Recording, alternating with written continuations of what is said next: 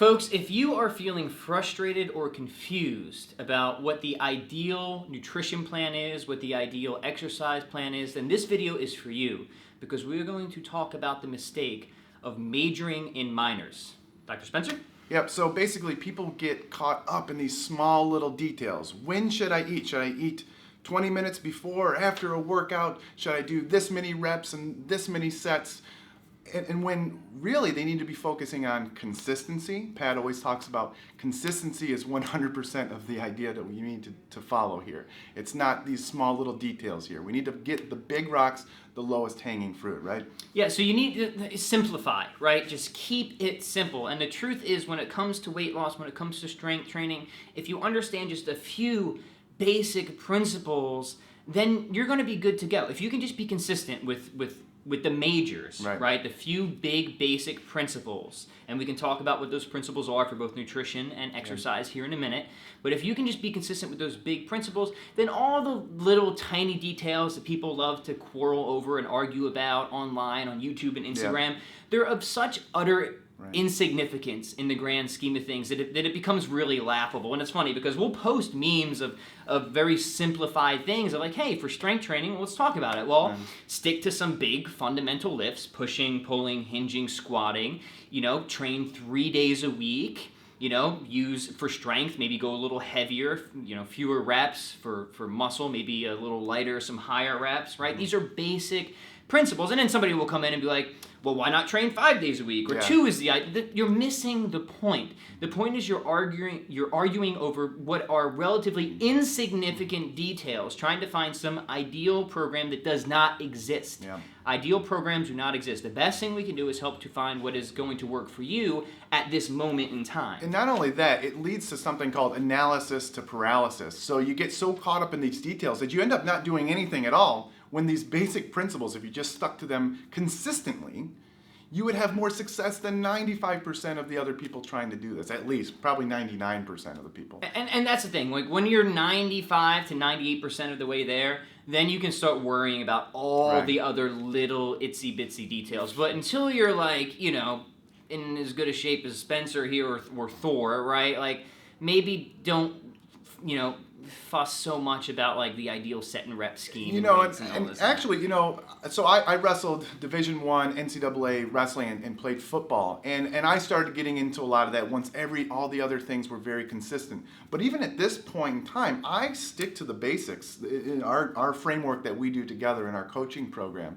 and I don't really get into those nitty-gritty details because they're just unnecessary unless you're an Olympic or elite athlete. And even then, sometimes they sometimes get carried away in the details too. Yeah, and I'll certainly reiterate that. For most people, it's the majors that you need to care about. Like, okay, if you're in the Olympics, fine. Then we can fuss about everything.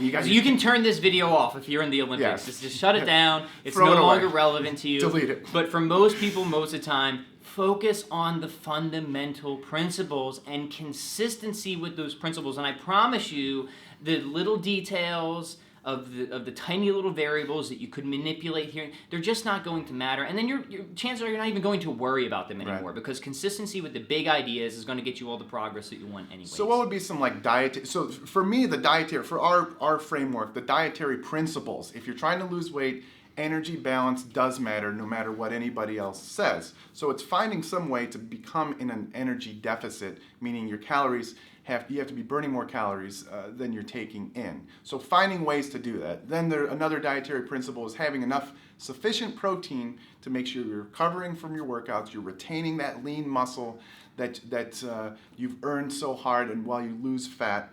Other things, having a lot of plants in your diet, according to your caloric balance, of course. Lots of vegetables, fruit. And then, anything else. And here's a great example, because people will sometimes be like, well, doesn't fruit make you fat, Doctor? Right. Well, the answer, no, it doesn't, right? And when we say focus on, like, whole foods that are unprocessed and close to nature, it doesn't mean that, like, you can't have something from the middle of the grocery store. We're meaning focus on foods that are very nutrient dense, Right. that are very filling, that you can eat a lot of, that isn't going to throw you over your caloric budget, so to speak, right? Rather than worrying about if eating an apple is going to cause you to gain, that would be, excuse me, but that would be majoring in the minors, right? Right. So I think for like things like exercise, I see it's always these sets and reps schemes where it's like, okay, like for most of my patients, I just want them to get to do something consistently. And yeah, those things will matter eventually once you get to that higher advanced level.